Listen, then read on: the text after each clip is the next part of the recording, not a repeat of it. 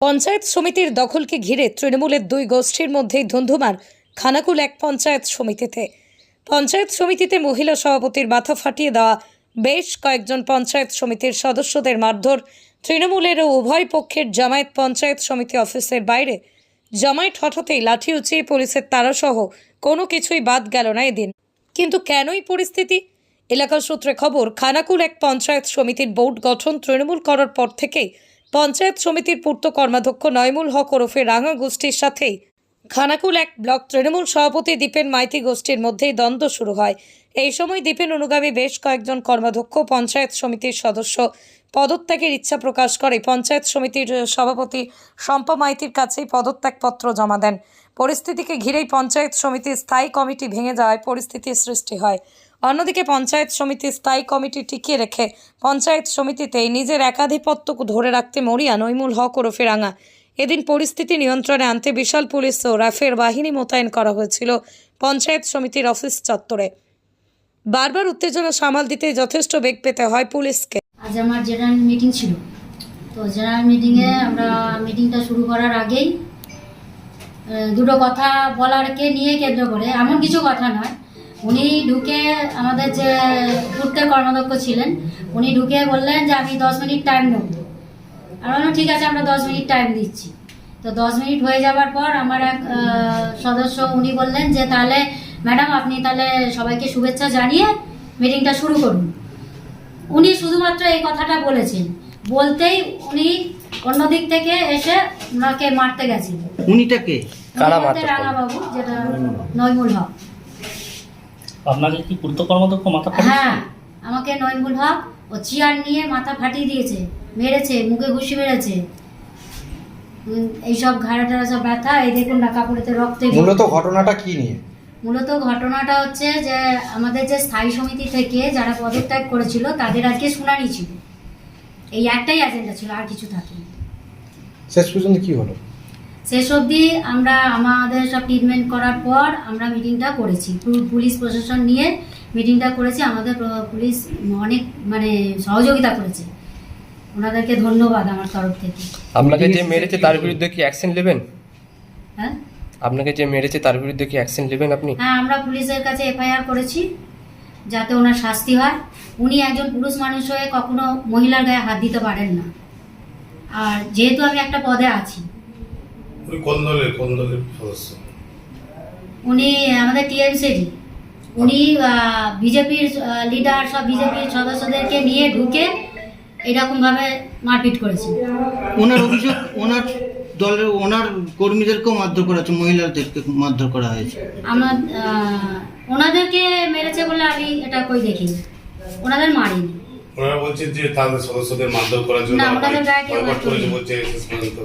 কেউ হাত তোলেনি, উল্টা আমাদের মহিলাদের গায়ে হাত তুলেছে, চট থাপ্পড় মেরেছে। আলোচনা সভায় শেষ পর্যন্ত কি সিদ্ধান্ত গ্রহণ হলো আপনার? যারা পদত্যাগ করেছিল তারা স্বেচ্ছায় পদত্যাগ করেছে। বিডিও সাহেব নিজে থেকে উনি জিজ্ঞেস করেছেন, সবাই হাত তুলেছে, হ্যাঁ আমরা স্বেচ্ছায় করেছি বলে এটাই আমাদের। বিডিও সাহেব গৃহীত হয়েছে এটা?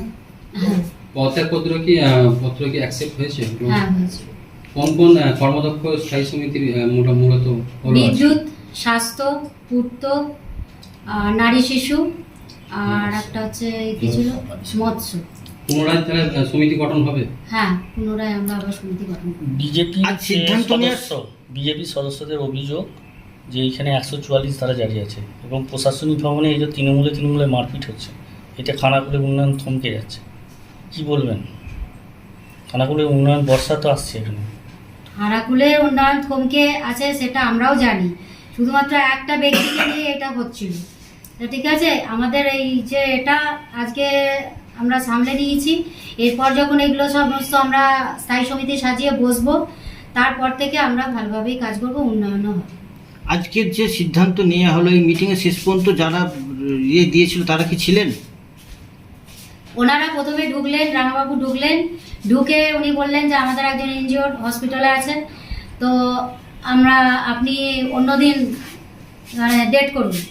তা আমরা বললাম যে না, আমিও তো ইনজিওর, তাহলে আমি যখন মিটিংয়ে আছি আমার সদস্যরাও আছে, ওনারাও তো ইনজিওর, তাহলে আজকে মিটিং আমি যখন করবো বলেছি মিটিং করব, আপনারা বসুন, বসে মিটিং করি। উনি বললেন যে না তাহলে আমরা বেরিয়ে যাচ্ছি বলে বেরিয়ে গেলেন। আবার খানিক পরে ভিডিওর সঙ্গে বচসা হচ্ছিল, হওয়ার পর ভিডিও বললেন আপনারা ঢুকুন, ঢুকে বসুন, কিন্তু ওনারা আসেননি। ওনারা শেষ পর্যন্ত থাকেননি।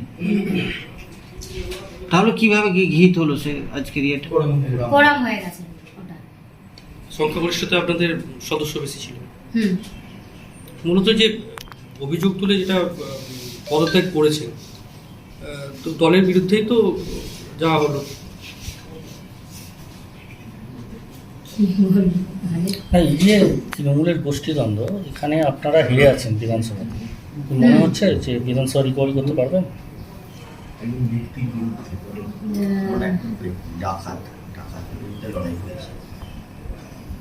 আশা করছি আমরা বিধানসভাতেও রিকভারি কিছুটা হলেও করতে পারবো।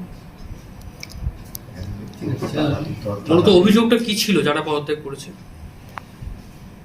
আজ 1 বছরের বেশি হয়ে গেল ওনারা এখানে এসেছেন, ওনারা এখানে কোনো সম্মান পাচ্ছেন না, বা পঞ্চায়েত সমিতিতে যখন কোনো কাজ টাজ আসছে ওনাদের কোনো কাজ দেওয়া হচ্ছে না।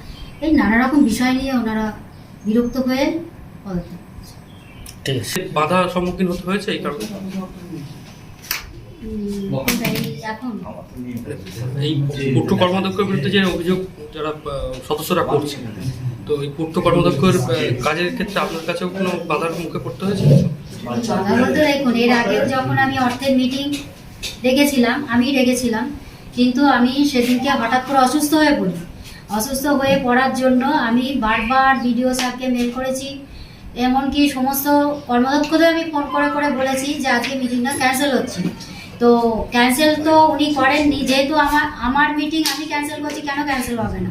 কিন্তু উনি এটা জোর করিয়ে উনি বলতে যে আমাদের পূর্তের কর্মাধ্যক্ষ, উনি সবাইকে ডেকে ডেকে নিয়ে এসে মিটিংটা করিয়ে নিয়েছিলেন। উনি কি নিজে দখল রাখার জন্য এখানটাতে প্রভাব খাটাতেন? দেখে তো সেটাই মনে হচ্ছে। না, আপনার মুখ থেকেই তো জানতে চাইছি। এই তো বললাম। একই দল, এত গোষ্ঠীবাজি কেন?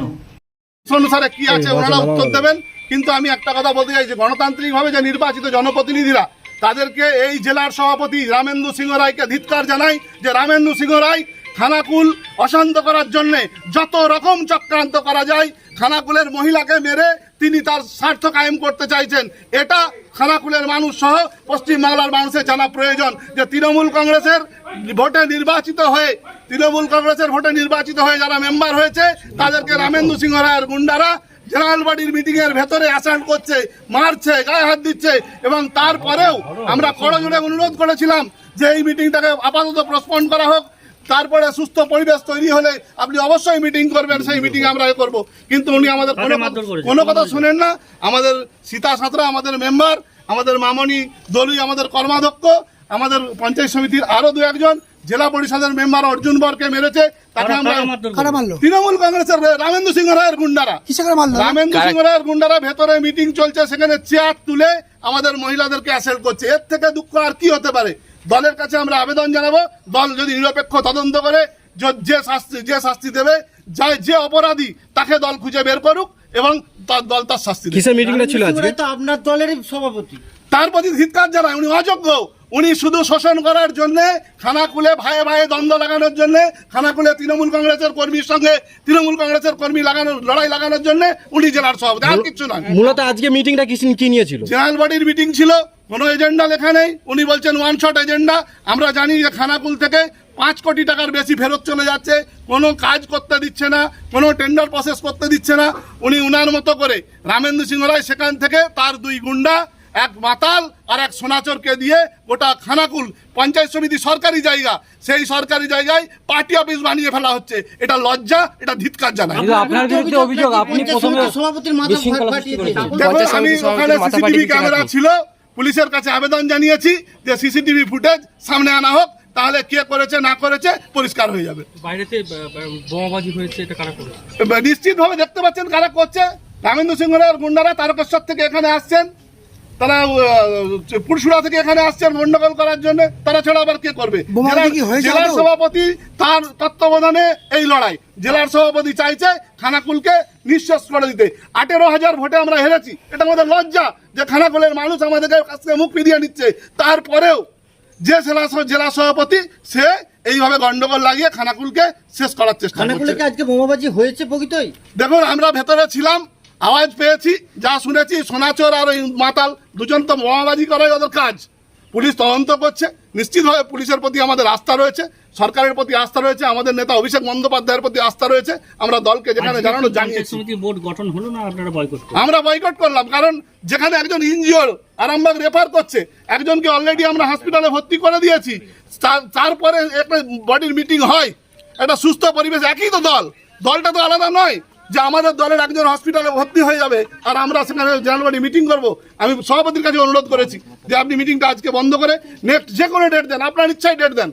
উনি রিজিট যে রামেন্দ্র সিংহ রায়ের নির্দেশ না আসা পর্যন্ত আমি কিছু করব না। উনি করেননি ওনার জায়গা থেকে, উনি যেটা ভালো বুঝেছেন করেছেন, নিশ্চিতভাবে দল তদন্ত করে দেখবেন। আপনারা কি করবেন এরপর?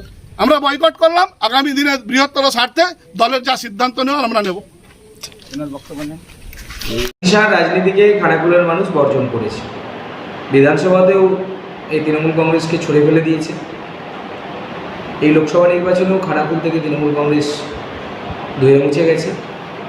এখন পঞ্চায়েতে বা পঞ্চায়েত সমিতিতে যে লড়াইটা চলছে, আজকে যে মারামারির ঘটনা ঘটেছে, এটা হচ্ছে তৃণমূলের কিছু নেতার করে খাওয়ার বিষয়।